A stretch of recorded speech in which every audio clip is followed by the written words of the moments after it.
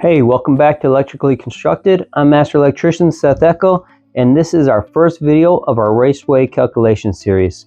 So we went through box fill calculations, we went through pole box calculations, and this series is going to kind of bring it all together. You'll see as we get into our layouts that once we finish learning how to size our raceways, that we can start laying it all out and start sizing our pole boxes, start laying out our rooms and putting our device boxes in, and it all kind of just comes together with the raceway calculations. But before we get to that, we have to figure out how to size our raceways.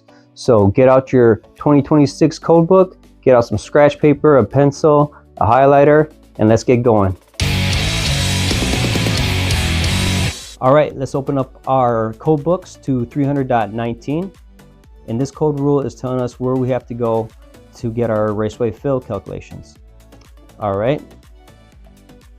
Let's see what it says. 300.19. All right, I already got mine highlighted, but I think it's a good idea to highlight your code book, make it your own. The more you highlight, take notes in your book, the more familiar you get with your code book. It's easier to find stuff and understand stuff later. So if you want to put it on pause and highlight your code book as we go, that's a good idea. Okay, I'm going to continue. 300.19, number of conductors and cables in raceways. 300.19a, raceway fill. The number and size of conductors and cables in a complete raceway shall not exceed the allowable percentage fill specified in Chapter 9, Table 1.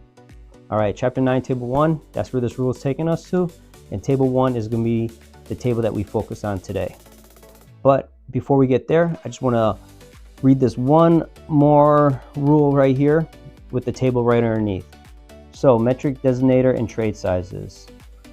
All right, metric designators and trade sizes for conduit, tubing, and associated fittings and accessories shall be in accordance with table 300.19b.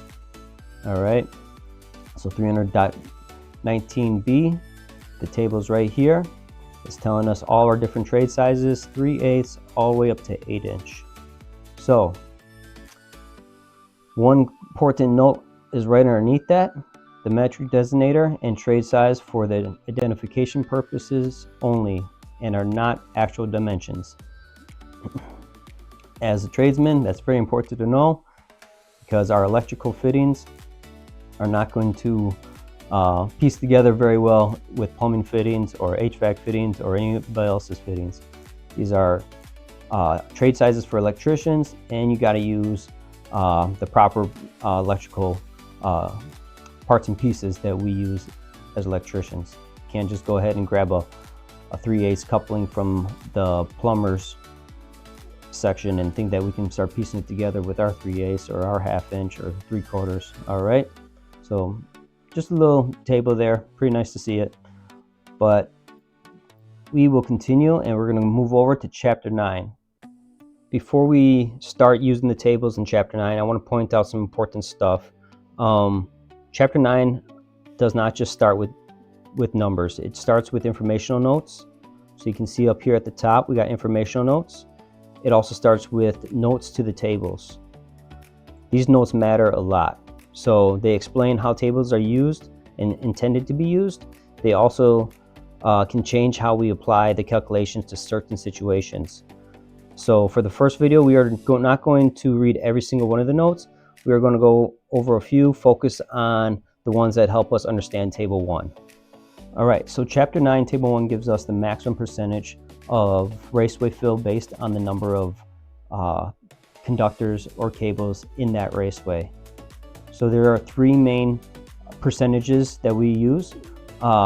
We have the 1 conductor or cable, 2 conductors or cable, or more than 2 conductors or cables in a raceway. And then that tells us the cross-sectional area percentage that is allowed when we have that quantity of conductors or cables in that raceway. So this table is not telling us the size of the conductor by itself. It is only telling us the maximum percentage of the raceway that is allowed to be used. So later on, we are going to go into Chapter 9 tables and we're going to start finding raceway areas and conductor areas. But table 1 tells us what percentage we're allowed to use.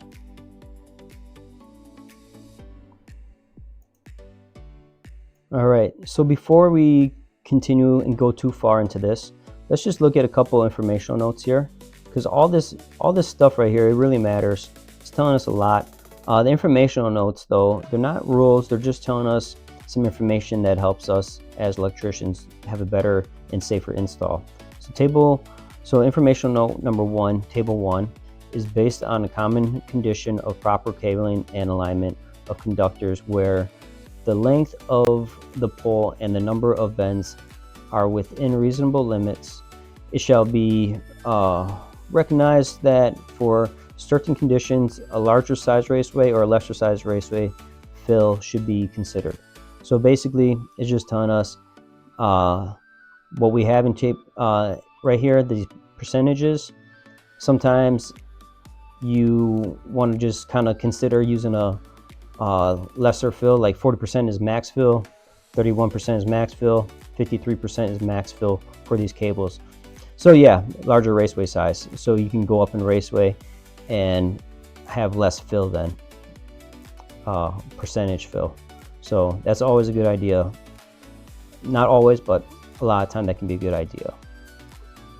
All right, and then informational number 2, when pulling 3 conductors or cables into a raceway, if the ratio of the raceway inside diameter to the conductor or cable outside diameter is between 2.8 and 3.2, jamming can occur.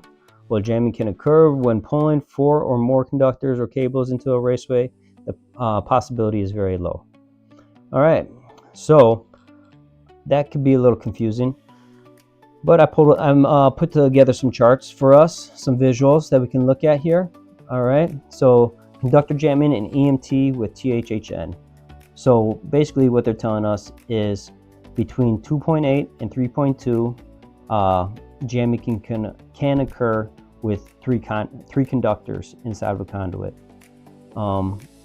Basically what they're saying is when you're pulling conduit, especially around bends, the wire can wrap around itself and wedge itself, and then it's really hard to pull, and you gotta jam, then it's all jammed up in there, and you can't get it out. So you want to avoid this. This is what they're talking about in that note. I also put together a chart of the most common jamming that we have using a THHN wire and EMT, RMC, and PVC Schedule 40. So I just put it on here for you guys to reference. 1/2 inch EMT, 1 inch, 1.25 inch, 1.5 inch, and then the wire that it is. 3 number 8s, 3 number 3s, 3 1/0s, 3 3/0s. These are common jamming scenarios. So you can go ahead and take a screenshot of that if you like. Otherwise, I will be putting it into the comments on this page so that you guys can access it there as well. I just want to read a couple notes here real quick. Notes to the table.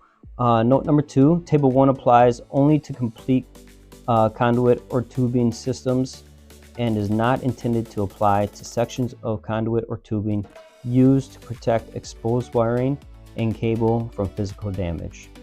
All right, so that rule is saying like cables running freely in open air, this rule does not apply to that. And then note 3, equipment grounding or bonding conductors where installed shall be included when calculating conduit or tubing fill. The actual dimensions of the equipment bonding or grounding or bonding conductor installed, insulated or bare shall be used in the calculation. So your grounding conductors will be used in our conduit fill calculations. That's what that rule is telling us, or note is telling us. So I want to try and make table 1 a little bit more clear. So I gotta put together a little visual here for you guys.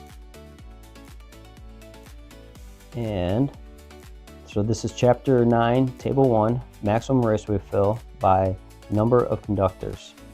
So 1 conductor, 53% max fill. 2 conductors, 31% max fill. Over 2 conductors, 40% max fill. All right, so this is the table that we have to know exists, we have to understand it, and this is the table that we apply all of our Raceway fill to. There are going to be other rules that might change the percent fill, but we're going to get to those in other videos as well. So the big takeaway out of this video is that you don't want to just guess your Raceway sizes. You want to understand how you're getting there. So you want to know that you start in 300.19, and that tells us the rules, and it points us to chapter 9 for the tables, and we're going to start with table 1, and we need to understand table 1 first.